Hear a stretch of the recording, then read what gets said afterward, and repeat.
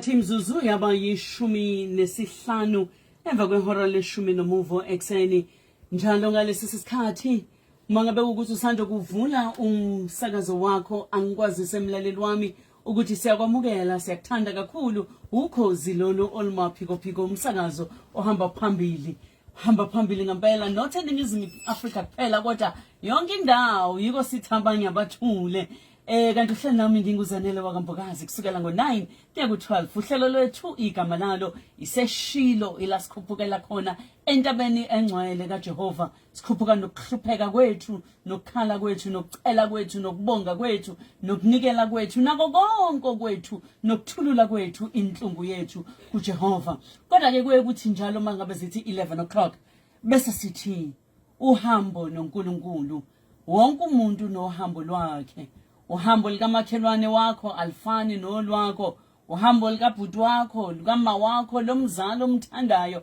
alisoze lafana nolwakho sifuna ukwazi ukuthi uNkulunkulu ukuthathephi wakubekaphi sifuna ukwazi ukuthi uluzwe nini uthando lukaJehova isandla sikaNkulunkulu usizwephi ohambweni lakho namhlanje kuyinjabulo enkulu kumina ukuthi e-studio nginensizwa la abayilinde ngabo bomvu abaningi hey ngaze ngafa ama DM Muzi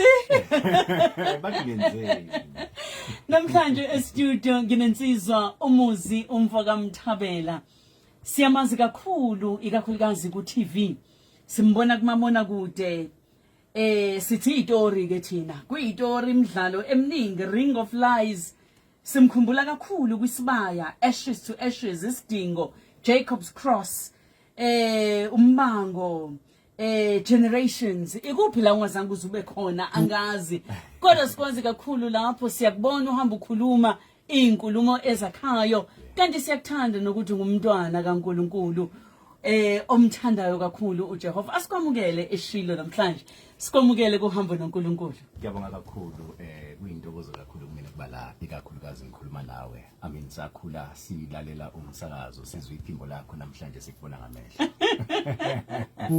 ufuna ngikhuluma iqiniso ukuthi batshene osisi asiliyeke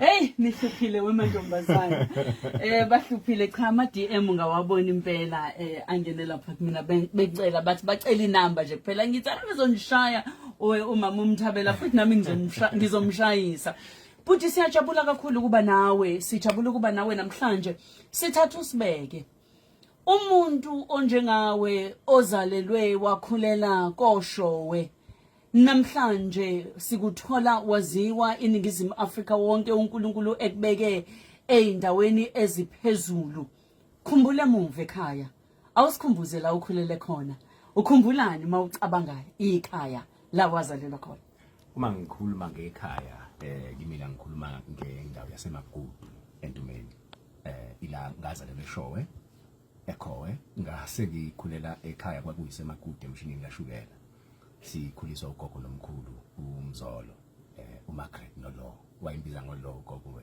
umyeni wakhe uLawrence ubani wayibiza ngoLo ugogo wayibiza umkhulu ngoLo abasukani madoda uLo athi Maggie awusuka ugogo kwakuMargaret so kwakuyikhaya lothando umkhulu kwakuyinkunzi malanga yendoda eqotho wayindoda enothando umkhulu wayelo baba wayevuka ekseni intatha asiphekele isinkwa sombhako sibe ilokhuzana sibe isikhaftini sasesikoleni you know so he was that kind of a man yayinothando what district umkhulu wayelomkhulu wayengobamba umshini wayekhaliphile eyikhulele eyithandele umndeni wakhe ngicabanga ukuthi because of i-background yakhe benogogo ngoba bakhula beyintandane so bakhula benothando kakhulu befisa ukwenzela ezabi izingane impilo engcono kunale yabo ugogo ke uyena umuntu wayethanda isonto hayi umkhulu shefa wekuzibona nje ayisithathi isibeke esontweni ibuyizo izoyifundela iphepha kodwa ngithanda le ngifuna ukubuyela la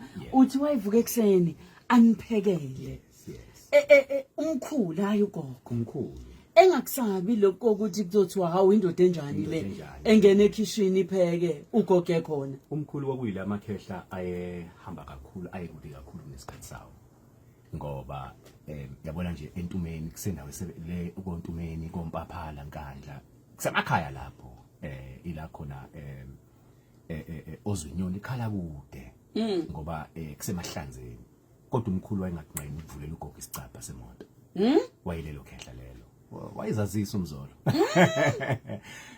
kodwa wayenobuqotho ngoba ngikhumbula nje ukuthi kusuka kwabo la eThekwini babehlala eClermont sebeyohlala eMagudu entumeni kwakunobandlululo olukhulu because kwakunama communities abelungu behlala emajardini izindle ezinhle kube namandiya ayihlala ezindlini ezazizinhle kodwa singafani nezethu bese kubeza abantu abamnyama and indlela babephathwa ngayo abantu wafika wayishintsha umkhulu wathi this ends now and waphela ngempela so uyazi abantu mawasebenzela uthi mangaphosisi kwakungikwami enkruma othi inkinga ukuthi mangabe ulwela ama-Africans ukuthi ngesandla esisodwa uvika wona unjalo ngesandla sesibili ushaya wona ushaya isitha so wayithola leyo treatment omkhulu yokushawa abantu bethi ucabanga ukuthi ungcono ngoba nakho ehlala nabelungu boardroom at the same time wayelwela amalungelo abantu abamnyama kunezinto nje ezafike zaphela nya ezazenziwa abelungu namandiya kubantu umkhulu wathi mayifika wafika wayiguqula yonke leyo nto ufundeni umkhulu ubuqotho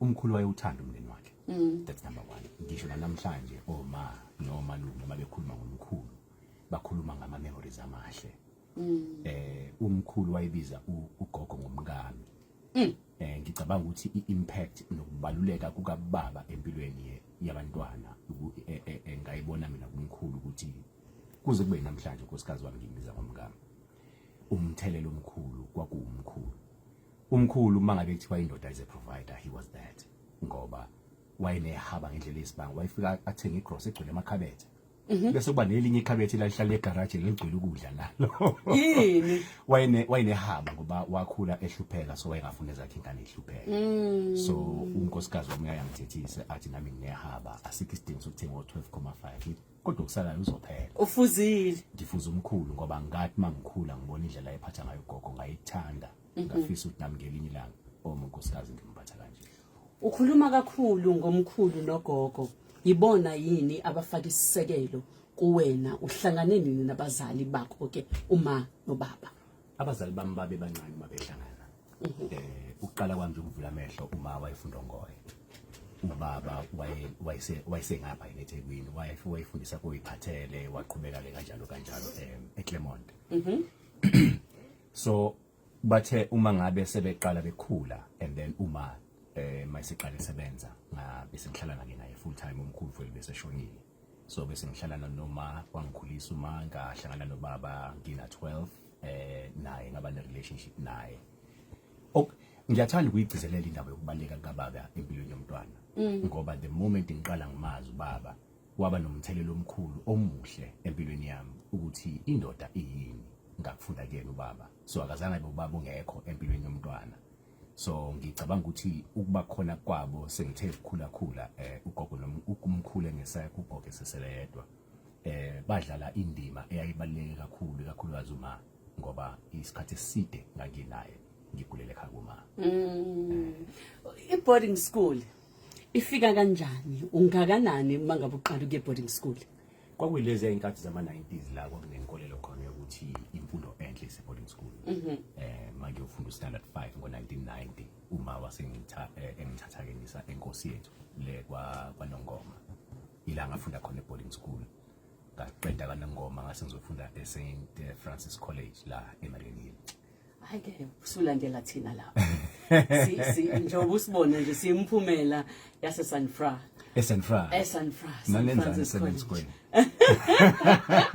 kuzeka ngifuna ukwazi ukuthi wawumncane kakhulu uqala ke boarding school boarding school ifundisana izinto ezinhle nezimbi kuningi okwazi ukufunda kodwa boarding school ngifuna ukwazi kuwena ngoba ukuthola umzali thina esibuye sibo coach sikhanselisha abantu athi uyazi ngenza isinqumo angazi noma ingane ngiyise noma ngingayise wafundani wena boarding school ngafunda ukuyimela ngakufunda ukuthi uma ngabe umuntu uyabona ekhaya mabezokunikeza mhlawumbe u50 rand u50 rand bayazi bakubona emakuphela i10 so kumele ukwazi ukusebenzisa lo 50 rand ungawubhubhuli so ngafunda ukuthi izinto eziyinsiza kuwe kumele ufunde ukuyisebenzisa kanjani wena qobo lwakho kumele ufunde ukuyiayinela irresponsibility leyo kumele uvuke udlula umbhede irresponsibility leyo kumele ufunde ukukhuluma no interacta nabanye abantu i-social responsibility leyo. So ziningi izinto ozifundayo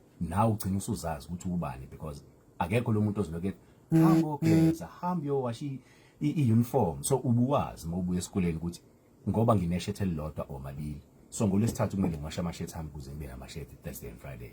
So ugcina ufunda ukwazi ukuyiphatha ukuyimela and ukuba responsible. Uyazi ukuthi makuphelile etrankini ukudla kuphelile. Imayonnaise iphelile umzali mhlawumbe uyozayiletha after 2 months manje kwazi ukuzimela ngempela. Ukuzimela futhi noma kunzima ubona ukuthi yabona kunzima manje ngikhumbula ekhaya. That is the moment la ufunda khona izifundo ezibalulekile ngempilo ezikwenza umuntu responsible masumdala. Ngizwa kahle wakhula wafunda eSan Francis College wafunda ezwelibanzi kodwa nakhona walunguza. Ngalunguza ezwelibanzi ngenza khona standard 9 and 10. Standard 9 no 10 wafunda ezwelibanzi amaromo ukuthi wawuthola yini nawe khona la uzofunda ngapha okwaba yithuba elihle futhi nakhona ukuthi ngikwazi ukubonda naye ngoba ngangingahlali naye bona lo ngihlala noma. Ngifuna ukwazi ke ukuthi iphupho lakho ngesikhathi usakhula wawucabanga ukuthi usokwenzani yinde wawufisa ukuthi uyenze empilweni? Ngangicabanga ukuthi umsebenzi wami kuyoba ukuthi ngegama lika isebene indodana nomoya ucwebileyo. Amen. Umpriest, yes. Yep. So ngithe mase ngenza umatric sekumele ngiapply ke manje ukuthi ngiya eSidara noma ngiya ecollege. Ngafikelwa ukutatazela ukuthi lokufuna kwami ukuba umfundisi ingoba ngichazwa ubona sebegqoke amakhasop na sebegqoke nalesi sigqoko sakhona beloke bemile lapha phambili bethi ngegama lika yi7 indodana nomoya ucwebileyo yabo because isikhathi esiningi thina mangabe sikhule emakhaya abefundisi bekubake ilungu kunjalo. So ukubona umlungu phakathi kwabantu abamnyama okhuluma isiZulu esitshekile kodwa umile lapha phambili so did that impress me njengomntwana yinto eyayibekwe uNkulunkulu enhlizweni yami. So ngayibuza ngayiphendula ngase ngenza ke isifungo ngase ngithi ke cha ake ngiyogcina okunye uNkulunkulu uma kuukuthi ngempela lento iwubizo noma ngabe ngikuphi la uyongibiza khona uma ungibiza ngiyovuma. Sengishiya kanjalo Weshiya kanjalo waqhubeka nempilo. Ngaqhubeka nempilo. La kushintsha khona thina sikwazi sesikubona usula phaya komabona kude. Uqala kanjani ungena kanjani kule ndima? Kusho ukuthi mangenza umatric ezwelibanzi ngagcina ngikhetha i-course eyayibizwa ngokuthi video technology. Ngikhumbula kahle lelo langa ngangihamba nomngane wami uBrian Mshololo. Ubaba omkhulu wakhe kwakuwumshololo lo owayephethe Muzi. So sahamba ke saya Natal Tech kuyi-open day safike sabuka ama-course because ngangingenayo inhloso ukuthi yini enye ngaba yiyo ngavele ngadonsa nje i-course engayibona eduze kwami bathi video technology leyo uzoshaya amafilimu uzoba u-director uzoba u-producer ngathi hayi ngiyoproduce amafilimu. Ngase ngisuka kanjalo ke ngo-99 sengiya eGoli sengiqedile i-course yami singiyogcina umsebenzi ngasebenza ke behind the scenes but ithe ngonyaka ka-2007 ngangiyi-editor ye-show ebizwa ngeZone 14. Kwaba nesinje encane kwakumele ngidlale ngangizoba umuntu othatha intombi kaBhazuka uSweet Mama. Bese evelethe uproducer uAngus Gibson athi no Muzi angayenza le role. So ngiyenza ngoba kwakuyi role yayisimple kwangasikona nokuactor lokho engangikwenza ngoba ngangihamba nje emgoqweni nentombi kaBhazuka siloke sidle ice cream bese uPopeye noSpinach but nansi ke le ndoda le business nentombi yakho. Kwaphela kanjalo. Kuthe mangabe kuza the next season ye show ngoba kwakuphela iseason lapho season 3 thema makufika useason 4 bese bethu producer no lesa story sasiqala ku season 3 kumele sisiqhube bese siyasivala. So ngaqhubeka kanjalo. Bathi abaningi beloke bengibona ngiloke ngivela kuZone 14 hayi bathi hayi man lo muntu ngathi ikhona lento ayenzayo siyazi kana ingqeqesho yayo kodwa ngathi khona kwakuyilesi sikhathi sama location bioscope eqala ke abantu abaningi benza ama location bioscope lapha koMzansi Magic bangibiza abantu abaningi bathi athumuya hayibo ngine story la engisibhalile ngifuna ukusenza nawe kancane iyakhula kanjalo i-experience yami yokuactor. Kuthe mangabe sekuqala ama soap ama telenovela ibhom yathola isibaya base bekhumbula ukuthi hayi lento esayiqala ngalesi sikhathi asiyiqhubeke njengamanje base benginikeza irole kaDuma. Ngokwakho ngifuna ukwazi nje ngokwakho mangabe ubheka kuzo zonke izinto suke uyidlala ungasho ukuthi ngesikhathi ungena kwisibaya yila icareer yakho yakhula khona ngoba ila wavela khona ngempela kubantu abaningi leya role yayithini kuwena? UDuma for me uyena uvula iminyango. Yebo isiqalo sami saqala kuyizone 14 kodwa ukubonakala nami ngiqale ngizibona ukuthi hayi engathi ngiyakhula kulento kwakuyisona isibaya. Ukuqasha kwami kusibaya ngangaqashwa ukuthi ngoba ngine experience of act babefuna nje umuntu omude une presence neyinesihluthi nginesihluthi ngalesi sikhathi. Lalela kwasho ukuthi unako konke lokho. Base bengibiza ke bathi uzoba ibodyguard kaNdlovu. Ukuqashwa kwami I was never supposed to have a dialogue kwangamele nje ngibe umuntu okhulumayo. But kuthe ku episode 15 16 I wathi uDes Magraf athi no ngeke ndoda ukuvela kwakho ku screen iaudience iba nalento yokuthi bahalela ukubona mo bafuna ukuzwa ukuthi uzothini ungamind ani masingakubhalela ngathi mina ungabuza ibhasibhalile baqala ke bangibhalela ngabantu noSibusiso and then yakhula kanjalo akekho wayazi ukuthi 7 years later ngangizogcina sengiyinkosi yaseBusini. Yo uJehova uma ngabe order izinyathelo zakho kuyena uthi angizange ngangazi ukuthi ngogcina ngila namhlanje thina mangabe sicabanga wena sicabanga iTV kuphela. Now ngifuna ukwazi ukuthi uku-actor uzongena abanye bangena bebancane wena ungena usuthe ukhula futhi ungena emidlalweni omkhulu onjengesibaya uactor nabantu abadlala akade sebemkantshubovu wazizwa unjani kwakungenzima ukudlala nabo kwakungenzima ukusithola uphakathi nabo noma kwabalula nje ukuthi hayi bafowethu ngicushiseni ngiyangena la? Kune video engingayenza ku TikTok ekhuluma ngento ebizwa ngeimposter syndrome. Imposter syndrome. Yeah. Ukungena kwami ngangingakufihli ke futhi ukuthi angiloni actor eliqeqeshiwe. Kodwa kwakukhona ukuzenyeza ngoba usebenzela nabantu asebena 20 years experience. Yabona nje ubaba uMkhwane babe ne experience yo 25 to 30 years. Ubheki. Obabuthwala babe ne experience yo 30 years. Babu ubongani Gumede abantu ababe nama experiences amaningi and even uSidumo even though emncane kunami kepha wayene experience edlula mina kakhulu. Kodwa into yayimnandi ukuthi isibaya uma ngabe siqala awuthi ngitshele imfihlo ukuqala kwesibaya kunalento le ku TV ekuthiwa ilanguage kumele ihambe ngendlela ethize sifuna mhlawumbe 50% wesinguni 20% wesitswana kanjalo base beqalile ukushutha mina mangifika so sithema ngabe khona le talk lines mangabe nidlala dialogue before you shoot sathi masikwenza lokho kunamagama esingise ngawafaka masikhuluma bathi hey lalela ke ndoda lana sizopusha agenda isiZulu sikhuluma isiZulu kuphela la so sasizana ngoba iscript masifika ngesingisi uzitranslate wena usikhulushele ngendlela oyifunayo kodwa uma kunendlela ofuna ukuyibeka ngayo ungayizwa besikwazi ukuthi sithi bafo awungisize la ngenza kanjani la ngingayibeka kanjani le line bese ngithi hayi la mhlawumbe ungathi noma omunye athi hayi no mawangena kanje ingaba mnandi bese siyayipheka sithi masingena nje on the floor sesigijima naye ngani ngoba sasizana kanjalo ke nakulingisa kwakukhona ukuthi sisizane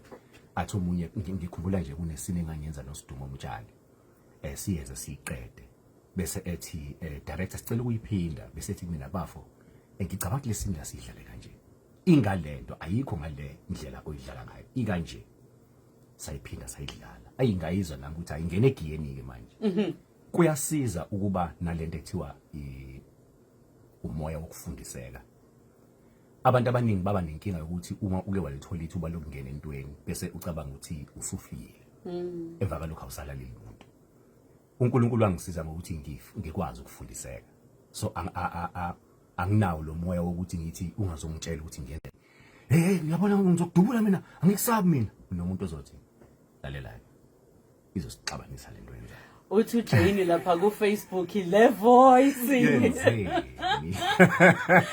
ngibuka uFacebook ama comment lapha ku Facebook ayi ngeke ngiwafunda manje angeke ngize ngiwafunde amanye wafundiseka wakhula kulento ngenxa yesikhathi njengamanje mangabe ngibuka nje imzuzu yama24 ngaphambi kwehora leshumi nomuvo umlaleli wami ekhaya ukhozi lolu hlelo eshilo UhamboNoNkulunkulu 0716136667 makhona ofuna ukusho njengoba ngihleli nje nomuzi umntaka Mthabela la e-studio namhlanje 0716136667 uma ngabe sibuye itolo ngifuna ukwazi ubudlelwane bakho noNkulunkulu uhlanganaphi nalo Jehova osuhamba ufakaza ngaye namhlanje mangabe sibuya la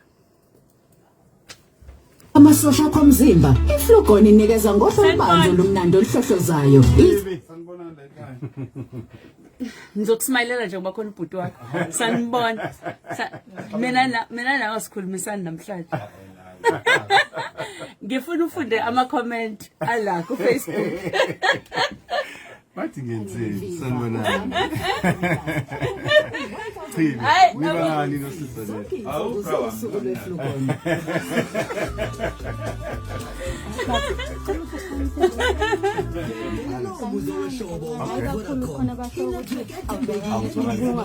okay noma u-upgrade bese uthola u-300 cha popular hayi ngizokwenza njalo 1.2 gig record plan ngo-400 kuphela ngenyanga inyanga eziwu-36 yengeza nge-smart check faka ama-oppo hayi into yakhe adventure mabele baba into adventure futhi-ke into adventure into yakho kade ngiyifusha kwenani lika-500 awukhuluma ngani nami itholakala esitolo noma online kunemigomo nemibandela further together Vodacom i-UIF ukuhlela lomphakathi ngaphansi komnyango wezoqashwa nezabasebenzi awamaningi ama-adverts ngalesi sikhathi bafowethu lisho mfethu nawe yazi nje ukuthi ibhizi bafowethu zawo imali eyinkokhelo Ngicela inyusele umholo. Ngeke, ama-adverts amangaka. khokhelwa noma ikhalo futhi asebenzisa Hello. imali ye-USSD ukuze athole isikhungo sezabasebenzi eseduze nabo yebo ku-star 134 star 843 hash ukhethe kwimenu Hello, TikTok. TikTok. Angazi lutho ngo-TikTok. 800 wasika TikTok ngapha sika Facebook Mlaleli, sekunjani? Hayibo, kanti kuselaphi? Ingoma ofisa singene ngayo ku-2024 futhi kulokusengeza injabulo ngoxhaso lwe-amateur final. ungazibeka ethubeni lokuwina u-5,000 Ukhanya ngibaleka ilokho abantu. igama elithi ingoma shiye isikhala ubese ubhala uhlamvu lwengoma oyivotelayo usukele konje ngena nini kodwa kuyavalwa ngomhlaka 31 kuzibandlela ngo-12 emini Thank you. sebenzi ingoma ehlukanisa unyaka ka-2023 iqhashwe ngokuziqhenya abawamapole funerals serving the nation inkampani kamasingcwabisane eziqhenyayo ngowenza umsebenzi oseqophelweni eliphezulu onemibandela Ukhozi FM iwona msakazo osemthethweni wengoma ehlukanisa unyaka. Abanye Awusuka luhamba phambili abanye Nkosi yami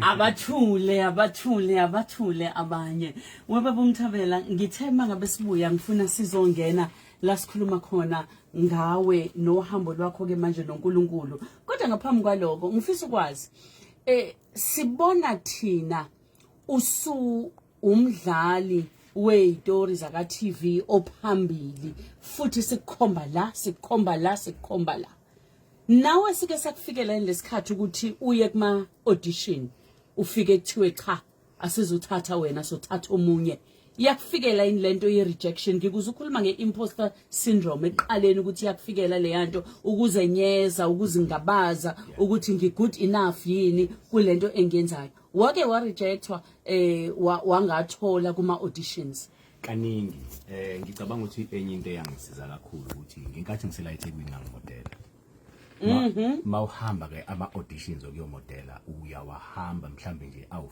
15 uthole yodwa ngicabanga ukuthi abantu abaningi ulwazi abangenalo yilo lolo lokuthi awuthi uqala nje ukuya bese uyayithola.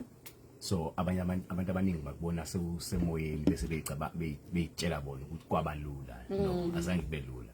So ingakho ngithe noma sengisegoli ukuthi uma ngabe kunama auditions ngoba namhlanje sawahamba ama auditions ikakhulukazi for ama commercial uthola ukuthi mhlambe nizoya lapha nibebaningi ubone ukuthi hayi umunye ubone ukuthi hayi lo ngingamhlula lo uyibona isidlala emoyeni idlalwa yilowa ucabanga ukuthi ungamhlula thathwe yena usale wena kuthathwe yena kusale wena ngoba kwesinye isikhathi akuyi ngokuthi mhlawumbe awukho good enough kodwa kuya ngokuthi le look abayifunayo bona wena unayo nango nayo. So ngicabanga ukuthi kubalekile ukwazi ukwamukela izimo. Iyayidinga ke lo mkhakha wethu leyo nto leyo ukuthi ukwazi ukwamukela izimo ngoba abantu abaningi baye bacabanga ukuthi izinto zibalule emhlabeni ayikho into elula. So yonke into iza kanzima. I-rejection siyayazi namhlanje sisayithola. Wakhula ufisa ukuba ufata lokho kunginika isithombe sokuthi vele ukhulele emaromeni. Ushintsha nini kufika nini la usukhule khona ngokwanele mhlambe nje uma ngabe uphuma esikoleni ikakhulukazi mawukade ukhonza ufunda esikoleni la kukhonzwa khona njalo abantu abaningi bathi bephuma bebecikekile bethi ngemphindi ngakhonza mina eSan Francis sasiye esontweni zonke insuku ngo6 ekseni. Umsomluko kuyoshawula ehlanu nantambama emini siye grotto ngomsonto ngesontweni abantu abaningi ngiyazi ukuthi baphuma bathi angifisi lutho wena uhambo lwakho lokhonza lube njani? Ngangimthanda uNkulunkulu somfana omncane njengoba ngisho ukuthi akekho wayengiphoqa ukuthi ngithanda ukuba umfundisi kwakukhona lento ke lapha emaromeni yokuba altar server sasiyithanda ke le isikhonzi nabafowethu oluyi nolungelo sasithanda ukulwa njengoba kade ngingayichaza yasemagudu lento mina ukuthi kwakuthi bakufika umfundisi kodwa ke enkonzweni kwakuza amandiya nabantu abamnyama mhlambe nabilunga ababili abathathu. So masifika thina njengoba ngisho ukuthi umkhulu wathi mayifika kwakune nocalucalulo olukhulu ama altar server kwakaba abafana bamandiya hayi sathi masifika nathi sasilwa kucaca ukuthi ke siyabagudluza ngoba nathi sifuna ukuba ama altar servers. So I think kwangiqala lapho kumthanda uNkulunkulu. I think ngikhula ngangimthanda nje vele uNkulunkulu ngoba nali isonto ngangaphoqwa ukuthi ngiye kulona. Kuthe sengikhulileke sise Marian Ridge lapho ngakhethwa khona ukuba enye yama leaders youth. Yabona mangabe uye esontweni uyihambela awuyibona ipolitiki eyenzeka enkonzweni. So njengomfanyana omncane ngangikhonzela sidunise sihambele but the moment uba kwi leadership ila uqala khona ubona ukuthi akukho perfect esontweni. Yangilimaza leyo nto njengomfana omncane.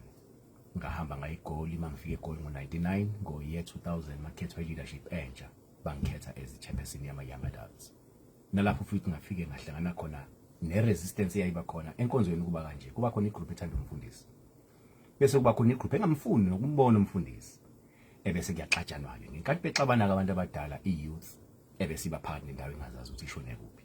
Abanye basebenzisa iyouth ukulwa izimpi zabo. Sayithola silapho ke kulezo zimpi ezazingena ngqondo kumina ukuthi balwa kanjani abantu esontweni.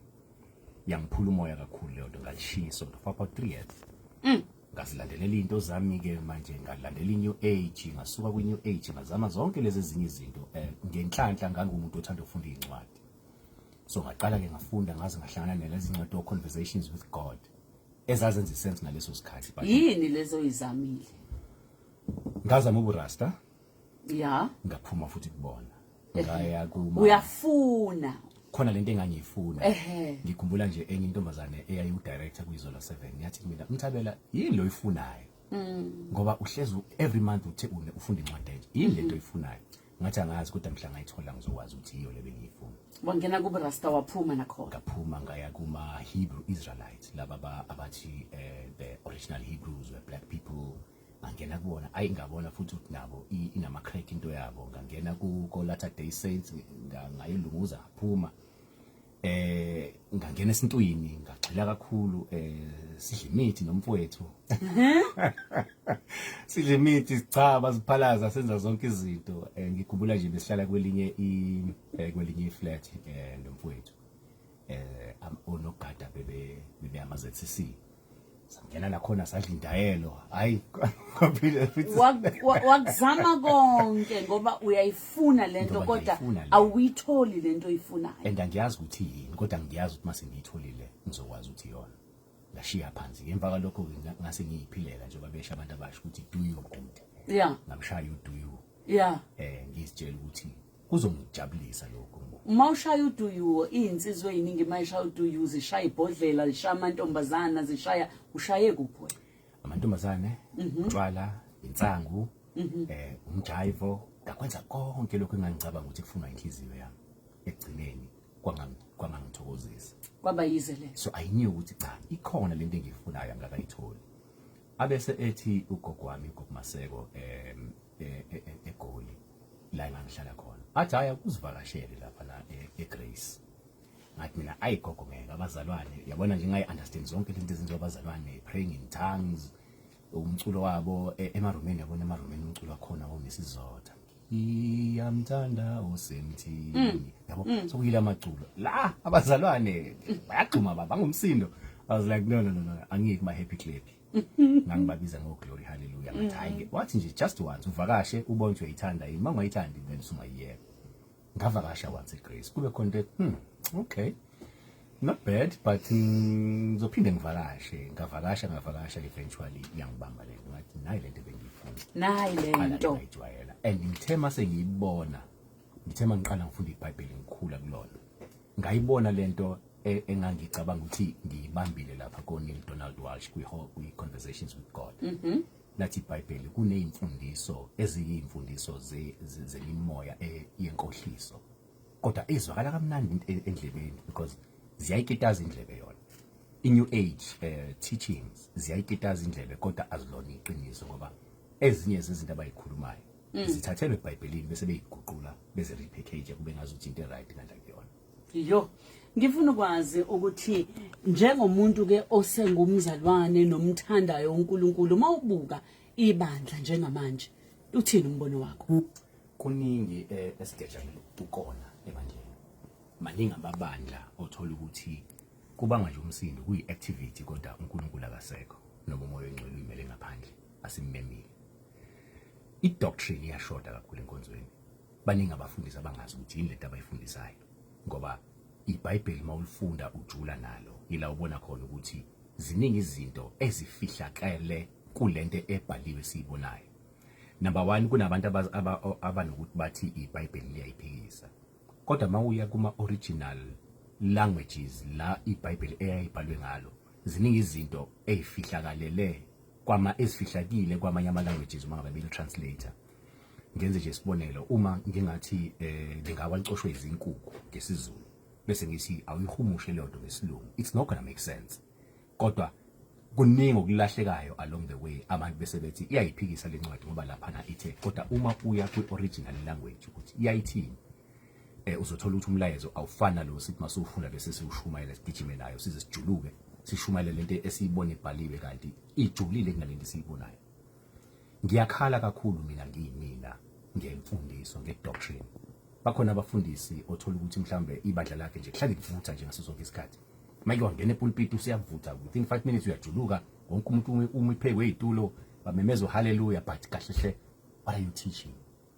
Ithini imfundiso? Is that the doctrine kaJesu na? uJesu khamba kwakhe kwathi salani nifundise ngombuso wezulu. Are we still teaching a kingdom na noma sisifundisela nje ezinye izinto eziceleni? Abantu bakhuluma ngama breakthroughs bakhuluma ngazo zonke lezi zinto make mayivuleke iminyango mabaqashuka amaketanga baqashuka ungayazi doctrine kaKristu. So kumele sazi doctrine kumele sazi ukuthi uNkulunkulu ubani. iBhayibheli akuyona incwadi yeprosperity. iBhayibheli akuyona incwadi yokufunda ukuthi how to be rich. iBhayibheli incwadi uNkulunkulu ayibhalela abantwana bakhe ukuthi njengoba senonile lapha nensinyana yase-Eden nansi iplan yami ye-redemption yomuntu. Yokusindisa umuntu. So ukusindisa umuntu uNkulunkulu usibhalela istory ukuthi ngenkathi usuwonile ungakanani umehluko umonakalo odalwe ukona kuka Adam noEva. Yini ke sengizoyenza ngoba ezinye zezinto lithi iBhayibheli izinto ezenzeke eTestamenteni elidala ziyisithunzi sezinto ezisazokwenzeka. So uma ngabe for example uNkulunkulu ethi abahlabo Adam abahlabo Abraham abahlabe njengoba kwakukhona isiko lokuchitha igazi leyo nto yayisibonakaliso sokuthi iyeza liyamvana kaNkulunkulu engenasici eyothi uma ngabe sikwenzile yakufeza konke ebese singabe sisaba khona isidingo sokwenza lokho kwakwenziwa Abraham ngoba isekufeziwe ingakho athi mayishona uJesu wathi it is finished. Leli gama elithi tetelestai elasho uJesu lisho ukuthi isikweletu sikhokhiwe akusele lutho. Uyabona uma ngabe ukade uyolibhaya impahla esitolo awukwazi ukuyikhipha ngokusakweleta noma uyikhokhela awukwazi ukuthola ireceipt yokuthi yakho kodwa igama elithi tetelestai lisho ukuthi ireceipt isikweletu sikhokhiwe nali ireceipt lokuthi awusakweleti lutho. Yeah, asakweleti lutho konke esikwenzayo. Ubona abantu bekhuluma bekhihliza amagwebu bethi iBhayibheli liyinkohliso kumele ngabe nathi siyakwenza ngoba no Abraham behlabela obani yebo babekwenza ngoba kwakuyisikhathi salokho. So uma ngabe ungeze ukuba nayo isambulo bangeze ukuba nesambulo sokuthi uthini uNkulunkulu emntwini afuna ukumsindisa kulula ukubona iTestament elidala bese uthi babekwenza bese nawe uyokwenza kanti asisekho isidingo ukuthi isikweletu sesikhokhiwe. Isikweletu sesikhokhiwe. Ngifuna ukwazi ngaphambi ukuthi nje ngibadedela abalaleli engizobafaka la ngizwe ukuthi bathini. Ngifuna ukwazi ukuthi njengoba usumntwana kaNkulunkulu usebenza umsebenzi wobuciko sikubona ko TV kuk-affecta kanjani umsebenzi wakho ukuthi wena ungumntwana kaNkulunkulu ngoba phela manje kufanele ungene la uacte ube isigebengu ube inkabi udlale ezocansi ukhulume intamba nako konke okunye wenza kanjani leyo iyinto engilibisana nayo insuku zaphuma mihla yonke ngoba kunama role engakwazi noma sebenginikile yona basho bathi ake le role bafo eyakho but kunama role engakwazi ukuthi ungathathe anymore and ngizoyisho lento ngiyichaze ngoba angazi ukuthi yini uNkulunkulu angibizele yona emhlabeni but I know ukuthi imayilana nokukhuluma nabantu nokubazisa ngoJehova kuneyindawo engisakwazi ukuma kuzona umkade ungibona izolo ngihamba nqunu ku TV yizo noma kumdlalo kunezinto uNkulunkulu angeke akwazi ukungivumela mina Muzi Mthabela kodwa angamvumela omunye umuntu ukuthi azenze ngoba usasezingeni elithize naye and inhloso kaNkulunkulu ngaye ayifani nenhloso anayo ngami ayikho into wrong ngokuacta kodwa kunabantu ekumele bangilalele uma ngikhuluma bazophazamiseka uma bengibone ngenza okunye ngelinye ilanga bese bezothi awuzosilethela iactor bazoshumayeza bakhona weke basho njalo ngelinye ilanga bathi awuzosilethela iactor kanti okubalekile ukuthi uNkulunkulu uthini ngalelo actor kuwena akhona ama platforms umfundisi angeke akwazi ukukhuluma kuwo bamlalele because vele umfundisi vele uzoshumayela vele uzositshela ngoJesu vele uzositshela ukuthi asiguquke kodwa mawuzolalela umuntu okade umbona uyitshela ukuthi hayi lo sinaye sihamba ndawonye bese umlalela esekutshela ukuthi guquke ezonweni zakho kunomehluko lapho at the same time akulula nakumina ukulalela abanye abantu bekhuluma ngibe ngibazela izinto ezithize kodwa kubalekile ukuthi njengoba ngingakhuluma indaba ye-doctrine ukuthi ithini i-doctrine kaNkulunkulu uthini mangabe ulalele umuntu ekhuluma ngoNkulunkulu kumele ungezwe iphimbo lalo muntu kumele uzwe iphimbo lalo muntu omthumile. Ayi ngizwa kahle ake sibathathe abalaleli ababili abathathu sizwe ukuthi bathini sincane kodwa lesikhathi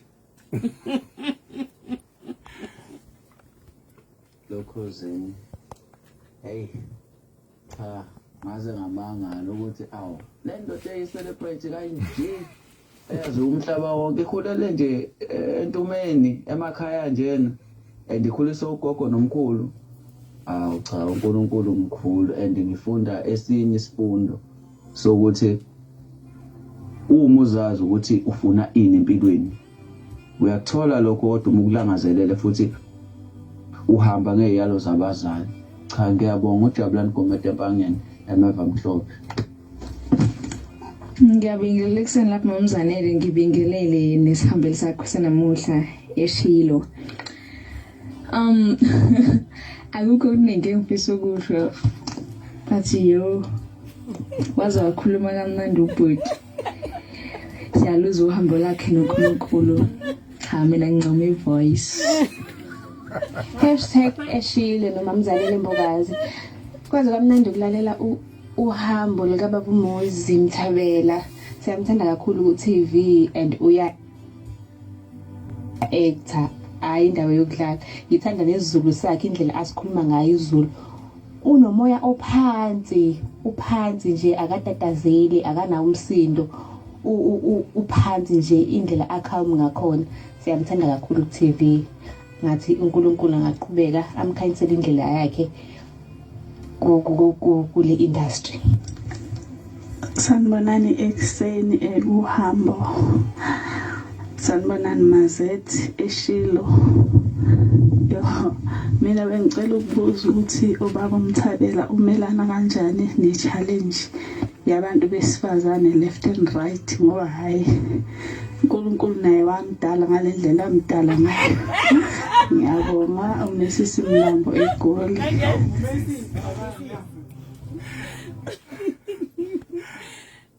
Ngishilo ngathi selokhu ngiqalile ngamemezela uMama Mthabela sibambe iqine ekhaya entombi ukhuleke nje baba Mthabela awungitshele ngempela ama DM ama temptation izinselelo enisitholayo winsizwa endesukile lapha ya ebukekayo bayayithanda abantu nangu sisi uyasho ukuthi hayi mina ngingenela nje ukuncoma izwi nenze njani ukuziprotecta nabantwana bakaNkulunkulu kodwa kusho ukuthi seniphila ngale liphila kulomhlaba wenze njani wena cha zinkinto kula ngaphandle ngeke sikufihle lokho okunzima kakhulu ukuthi ayisafihli lutho namhlanje zenza konke nje zibeke ubala kuyaye kwenzeke kuma DM umuntu akuthumele nje isithombe sakhe aqeda landelise ngeaddress ukuthi lento le itholakala kule address izinto ezenzekayo nsuku zaphuma ngangenza iphutha ngelilanga ngangivakashela uma eMandeni mase ngena ku Instagram how come to nayi message nami ngokunganaki because uma phela bayijwayele lezi zinto ngokunganaki ngithi yabona ke manje ingane zenu zenzani awuNkosi ayakaphenikanga kanje uma ukuthi hayi kodwa Nkosi yami sinjani kanti lesigane wathandaza uma wayivala lento ngizwa ngobaba ethi ukuthi uNkulunkulu khona futhi uyangibona uba nawo lo moya ukuthi angingabe ngisenzele ukuthi ngeke ngibone abantu angenzele ukuthi uNkulunkulu uyangibona nanokuthi bawumuntu obizwe uNkulunkulu kwenza umsebenzi othize zikhona izinto nama level ongeke uzofike kuwo uma uphila impilo yokulisona kumnyameni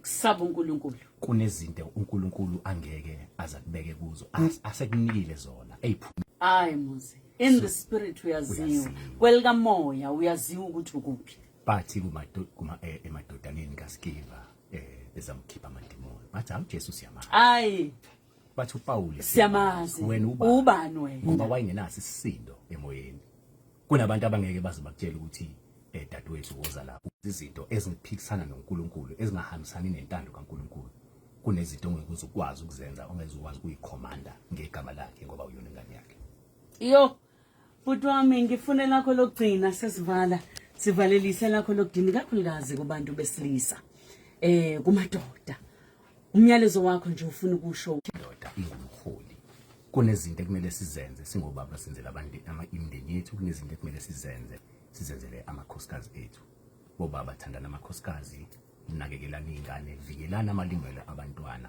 ayipheli gender based violence Budwami uNkulunkulu asigcinele wena isikhathi sibe sincane ngempela uNkulunkulu akukhulisa kufihle siyabonga akucacisele futhi ukuthi yini le akubizele yona ngoba uma ngikulalela uma ngikubona kuthi angithi iso alikaboni nendlela ayizwa akangene enhlizweni yomuntu ukuthi uNkulunkulu ulekeleli omesabayo omthandayo emakhaya asale nani kuze kube ngesonto elizayo uzanele wakambukazi